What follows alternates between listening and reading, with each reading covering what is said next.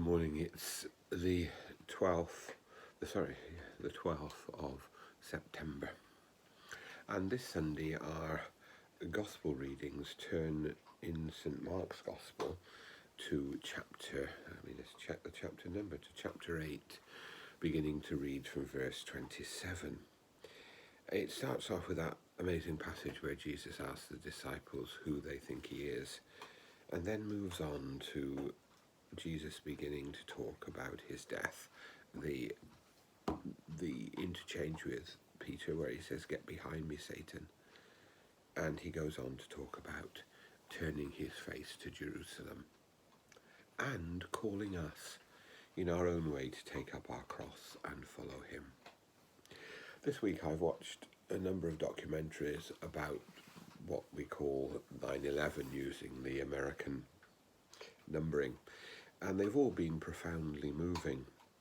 And one of the images I keep seeing is the image of firefighters walking very slowly and deliberately, carrying hoses and other equipment towards those buildings and into those buildings, going into the place of greatest danger in order to do something for their fellow citizens. On Tuesday we celebrate Holy Cross Day, Jesus lifted up on the cross, drawing all people to himself. And it seems to me that those two images are rightly juxtaposed, because they point us to what Christ calls us to, a life where we are prepared to make sacrifices for the good of other people, and a life where we know and are told that in losing we gain eternal life.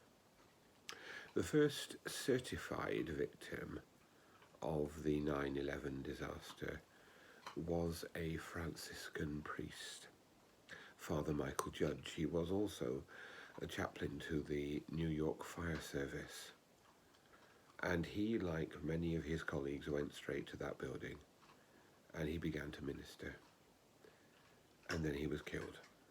And there is a most powerful picture of him being carried by colleagues from the building after his death. He sets before us an example that we should hold, I think, in all situations of our life. Jesus says to us, "Take up your cross and follow me." And that has implications. It has implications for the way we live and for our preparedness sometimes to take risk in order to serve other people. Jesus doesn't promise us always safety, but he does call us to a costly path of love. And all our decisions, all the things that control the way in which we live our lives, should be taken in the light of the one who walked to Jerusalem, knowing in his heart that that path would lead to terrible suffering, but for the good of all people. May God bless us.